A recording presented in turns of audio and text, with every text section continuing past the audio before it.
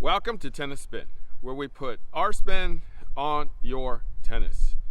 Today, we're going old school, straight up. Stay tuned. Alright guys, so we are on the court. I got my man Coach Rob, the OG of tennis, along with the OG of tennis over here. And we got a slew of OG tennis rackets, okay?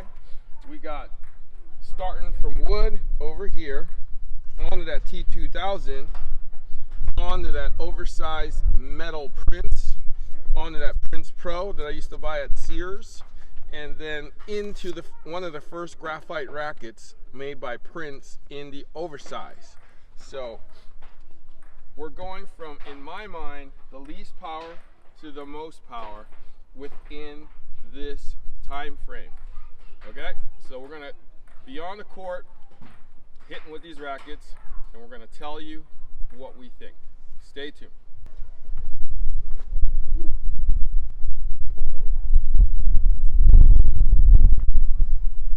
Two-piece string drop all the time.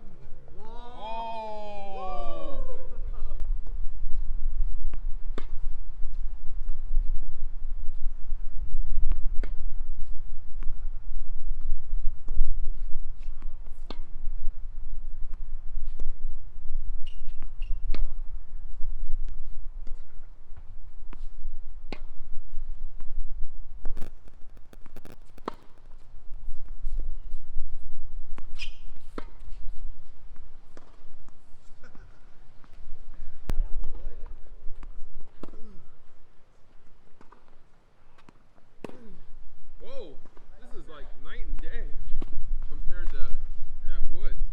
Surprising. Oops. Oh wow. So different. So different.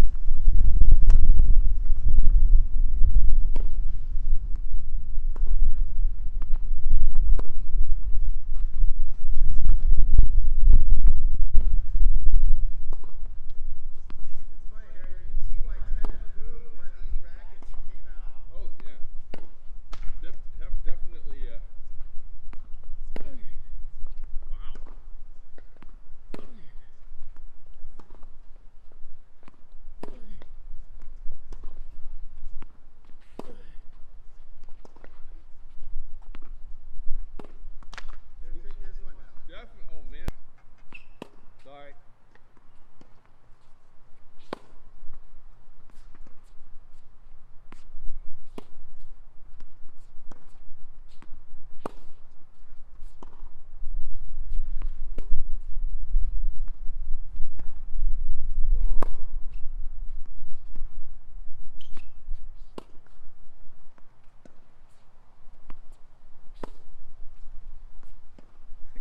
You got some good inside out spin working.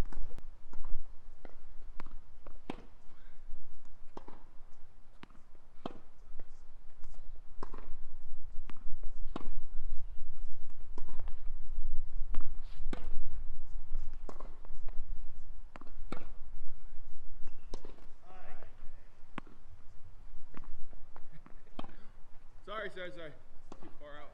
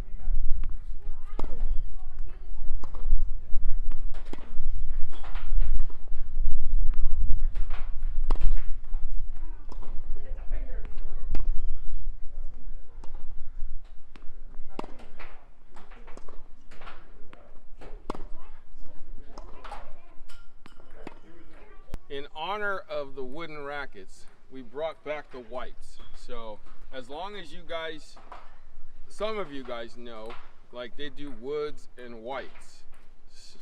So we are commemorating that, okay? So hopefully woods and whites come back in those cute little old time tournaments, and we see you guys out there with them.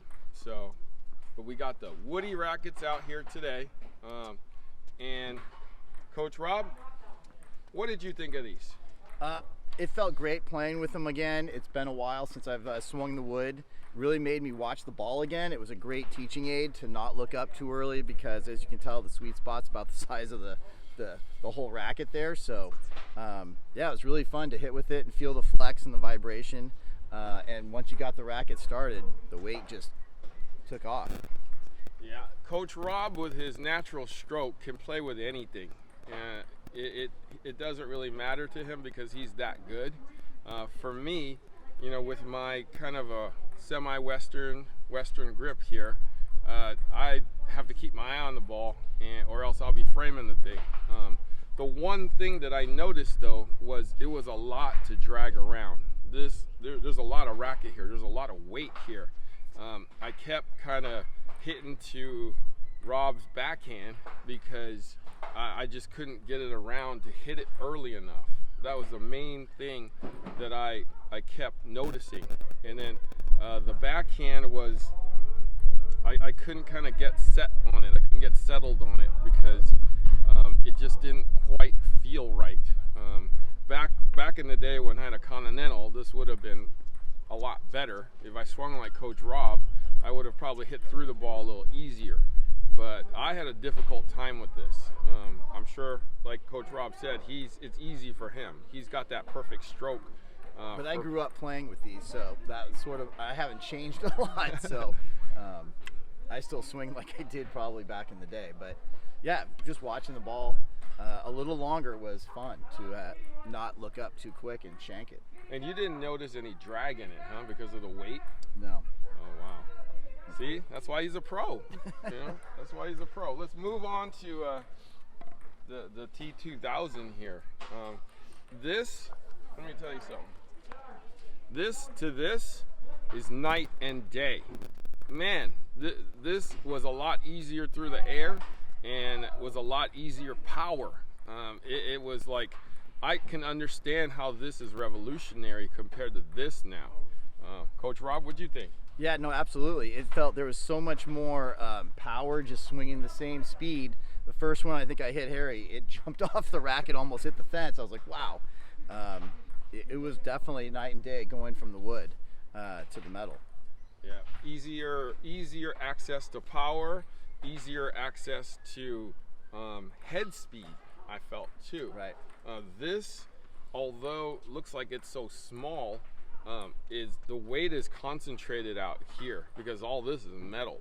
So once you get this thing, like ball and chain is what it felt like. You get the ball rolling on that chain, it just takes off and hammers that ball through. So this was definitely, I could see, evolutionary to tennis. That's how Jimmy Connors could, you know, crush that ball with his flat forehand and that two-handed backhand coming right through.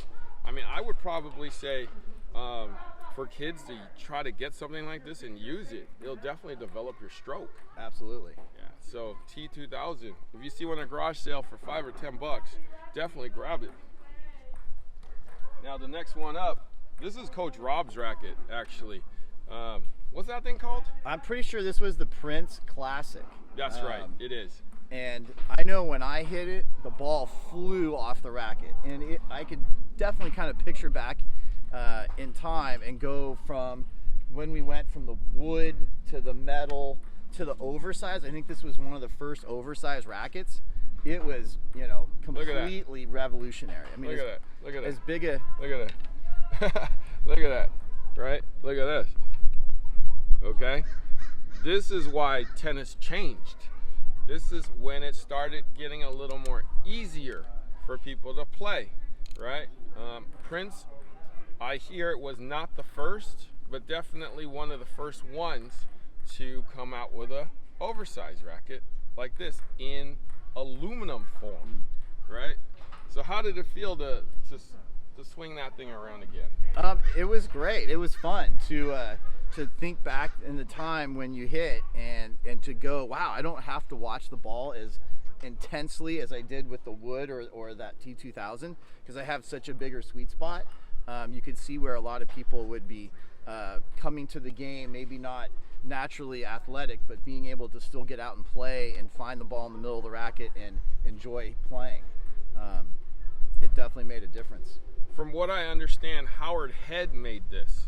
The same head that ran Head skis and that makes Head rackets today.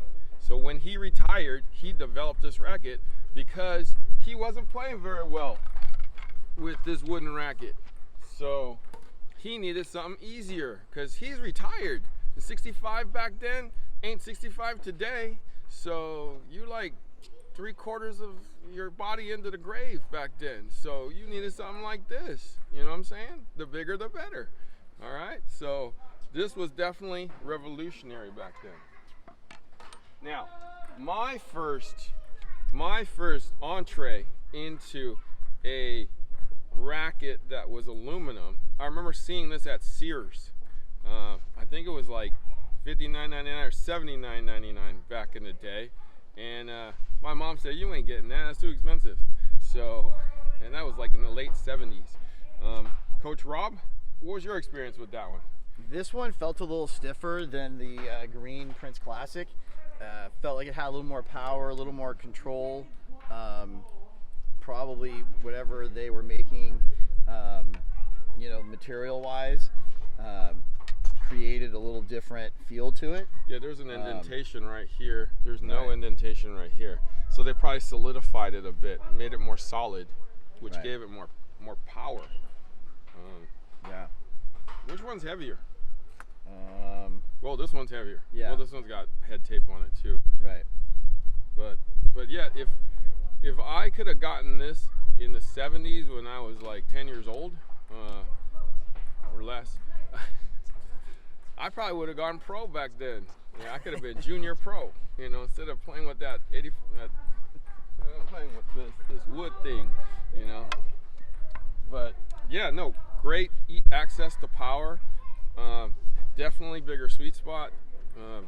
Definitely, we can see the progression in the rackets from the wood to the T2000 to this and then to this. I mean, we're definitely accessing power, bigger sweet spot, even more feel.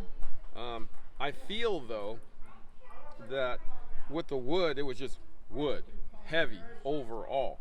As we got moved on into that one to this one, that the weight started moving into the head more. So it's like I said, the ball and chain. Okay. Now, Andre, Michael, Jim Courier, all those great pros in the 80s started with something like this. This is not the first gen one because this one has grommets, as you see. The first gen of the Prince Graphite did not have these grommets, so I'm guessing this is the second gen when they put these in.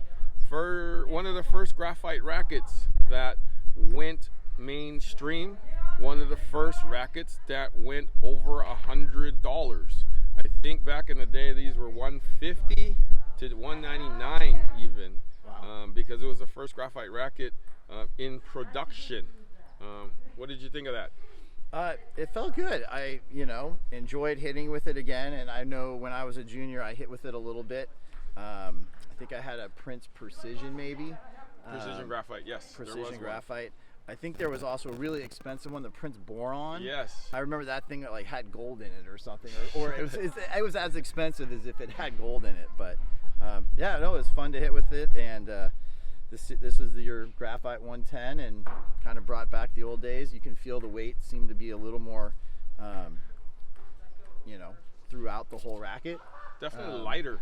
This one, Yeah. because the graphite's lighter material versus aluminum or that crap. I mean, the wood right there, or the steel. But yeah, Coach Rob, like I said, can hit with anything. All right, if you were gonna play today with one racket, which one would you choose?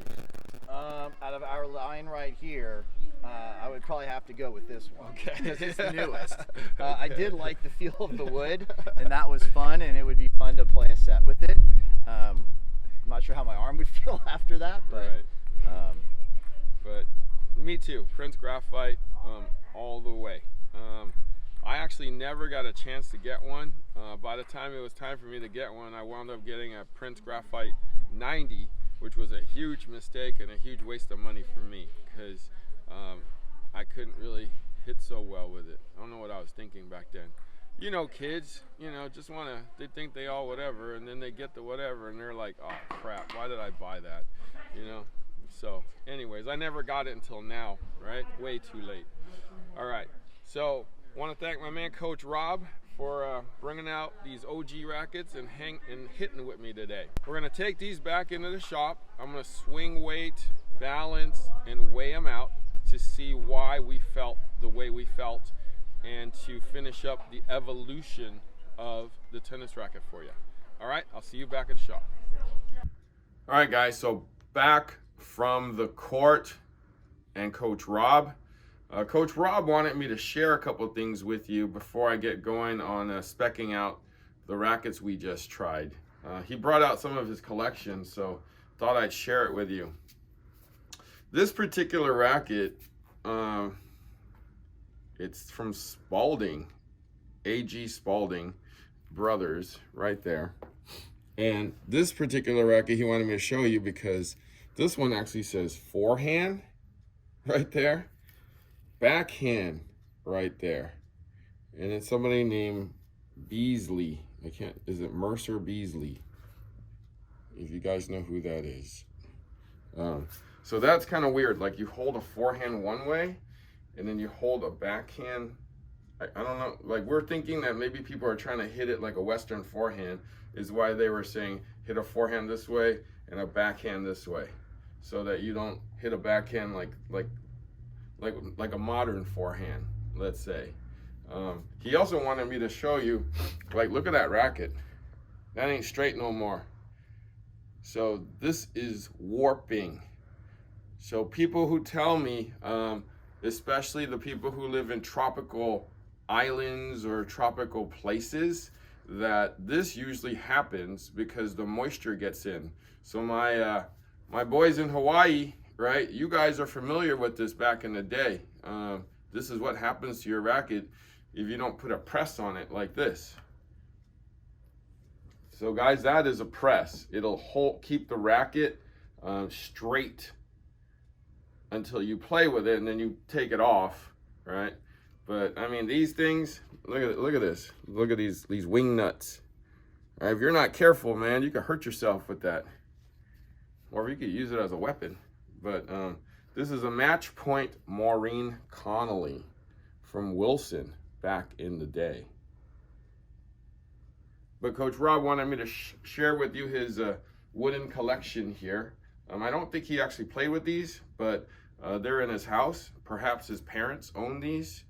But if you think about it, guys, which material in rackets have been the longest?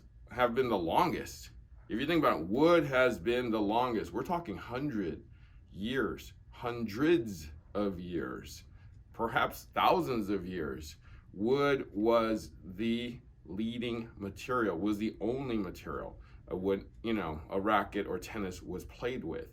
So, hey, hats off to wood. Those of you who are too young, if you see one in a garage sale, grab it for $5 and try it. See how hard tennis was back in the day.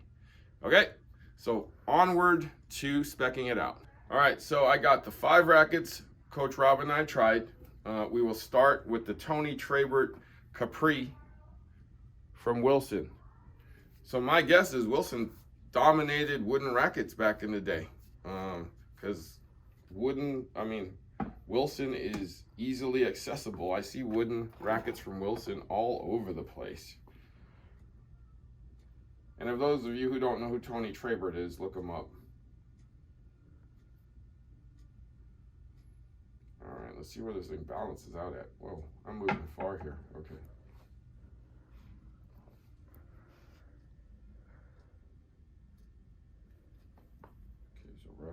there. Oops. 32. 3, 2. That's a 321 there.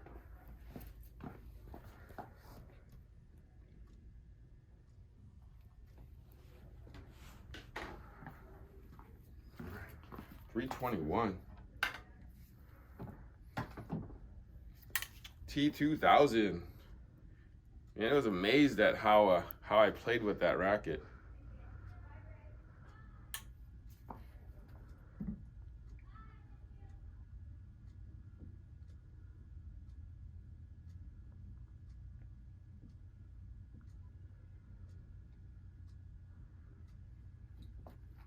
$340.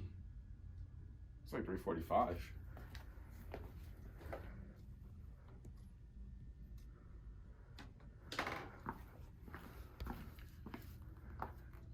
Quick note on this racket. Take a look at the strings here. Look at how many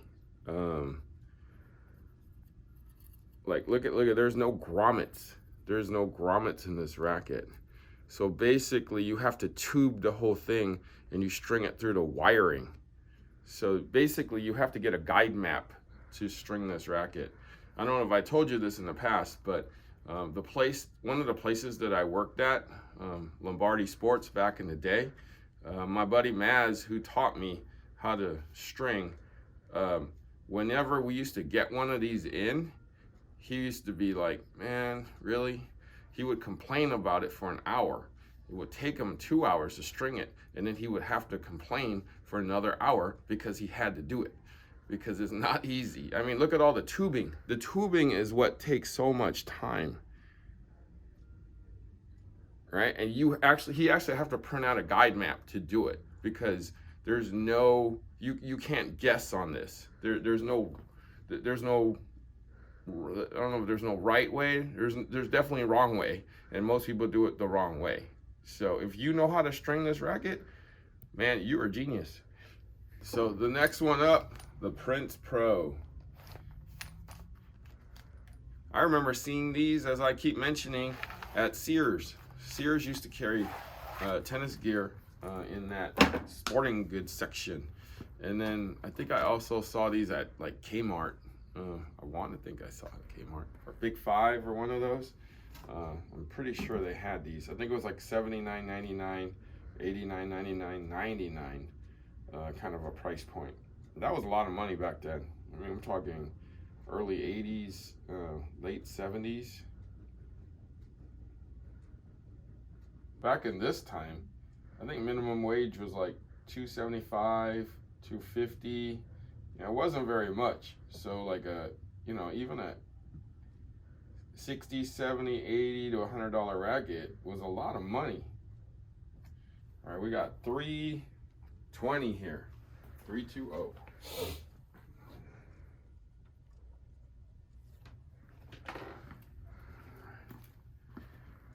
I call that the Sears Special. All right, now one of the first real expensive rackets on the market, the Prince Graphite. I feel like I saw this for $179.99 to $199.99 back in the day. So $200 in the early 80s was definitely a lot of money. Early 80s, mid 80s, into the latter part of the 80s. I feel like these were $200, and I mean, I think minimum wage went up to $3.75, so that's still a good chunk of change. And you have to remember, cars back then were probably, anywhere from $6,000 to $8,000 too.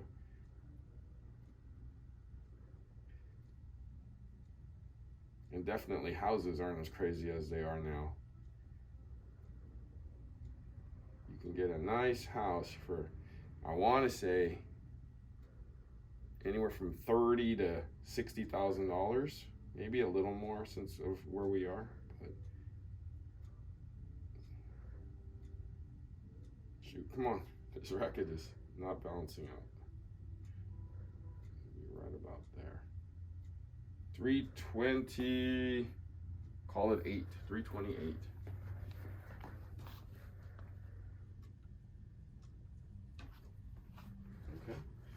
All right, guys, so let's hit the scale with it. All right, so Tony Trabert wood goes up first on the scale. Whoa, 368.5.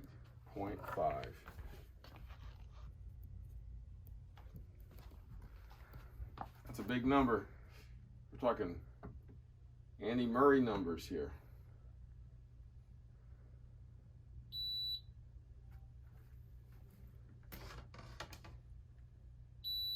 $341.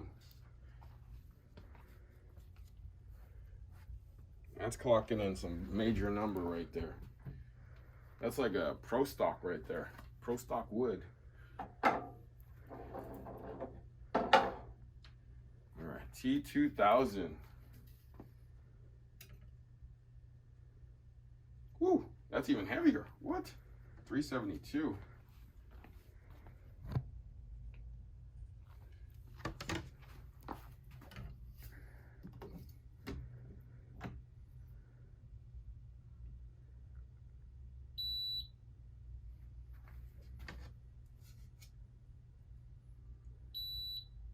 Whoa, my gosh, 390.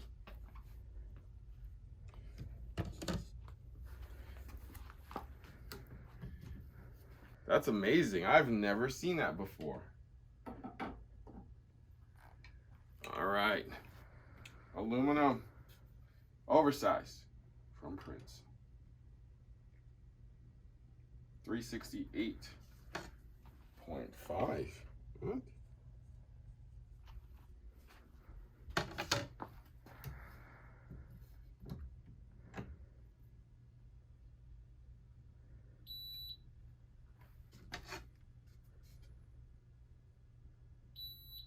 $333.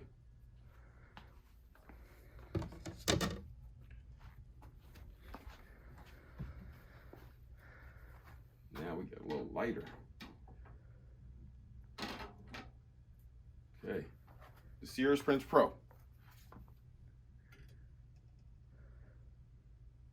368.5. Huh.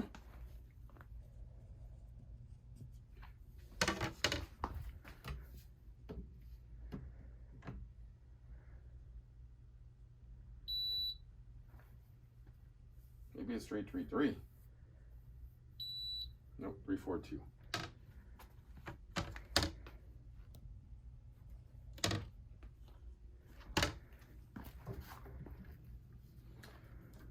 And then the final one, the graphite, oversized. 344.5.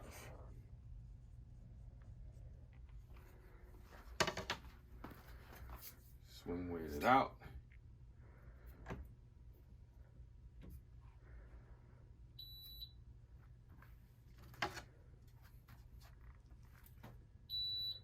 $335.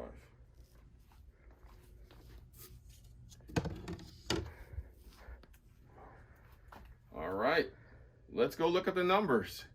All right, so let's examine the numbers here. The thing that's interesting to me is we got a wood at 368.5. We got a Prince oversized at 368.5. We got a Prince Pro, the Sears racket, at 368.5. So that is amazing to me that those three weigh the same. I would have thought that these Princes that are made out of aluminum would be lighter than that wooden racket. So that's, you know, that's crazy. But even if you looking at the balance though, we're in realm of each other. So weight and balance didn't really change in those three. So let's look at the swing weight. 342, that's the same. 333 on that first gen Prince aluminum. So that's a little different. So got a little headlighter there on the swing weight. So it's easier to come through on that one. So that actually surprises me that those three are identical in spec. Obviously, that's like 70 square inches, and these are like 110. or 105, whatever they consider oversized back then. Yeah, interesting. T2000 though is off the charts in everything. It's the heaviest of all rackets. It's the heaviest of all rackets. That swing weight is basically more than like an Andy Murray racket. I think Andy Murray clocked in at about 380s. That is the head. That there's a lot of mass coming through with that T2000. So when you get that puppy going, it really, there's a lot of mass coming. It really crushes the ball if you catch it. So I could see why Jimmy Connors used it and was successful with it because of all that mass coming through. Even that balance, look at that. There is a lot of weight in that head. Those two numbers are telling you that. Plus, it was the heaviest of all the rackets we tested. So that's crazy. If you have a T2000, give it a shot. I'll bet you'll be late with that forehand for a little while. So other things that you would expect is the graphite is the lightest of all, right? And so, but these numbers are kind of within range of each other though, of everything. The swing weight is only 335. That's kind of like in realm with the first aluminum prints, right? 328 here. That's kind of within range of everything else here too. I mean, you got your wood at 321. You got your T2000 at 345. So this is kind of, within range of, anything graphite that's of that time. So what did we learn today though? That evolution, the evolution of rackets came when it went oversized to make it easier to play for you. But the specs didn't change very much, right? Even in the Prince Pro, right? We didn't really get lighter and really easier to play with until Prince Graphite. So head size changed, game got easier, game got faster until we get our modern game today. So if you guys have rackets like this lying around, take them out and try them out and see if you feel what we felt.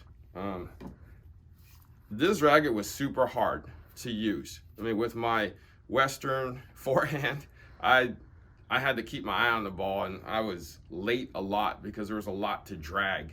And you guys know I like heavy rackets, so I kept hitting like down the line. It was hard for me to catch up to that forehand cross court. This one, I was basically just throwing it at the ball but when I caught it, right, it felt great. So from this to this was huge. I like this a lot more. We got a lot easier to play with when we got here. I feel like these two are almost the same. The specs kind of even show it too, except that this has a little more swing weight. So they're both aluminum. This is just first gen and not painted. So, but it got real easy when we got here. This was not modern day, but definitely this is when the game pace picked up, ball speed picked up, swing speed picked up, easier to play. Rallies got a little faster and harder. You got to be a little more physical when you had something like this because the balls were coming a lot faster, right? You had to be not as strong, I want to say, but you had to be more in shape to play with something like this, because if the other person had one of these too, it was definitely going to be a battle, right? Longer rallies, faster balls, longer rallies, right? Whereas you had to make your way to the net with these, you can duke it out on a baseline with these. Okay, so if you got these rackets, or if you see them in a garage sale, as I always say, pick them up. It'll bring some nostalgia back and teach you how tennis used to be played. All right, thank you for watching Tennis Spin, where we put our spin on your tennis.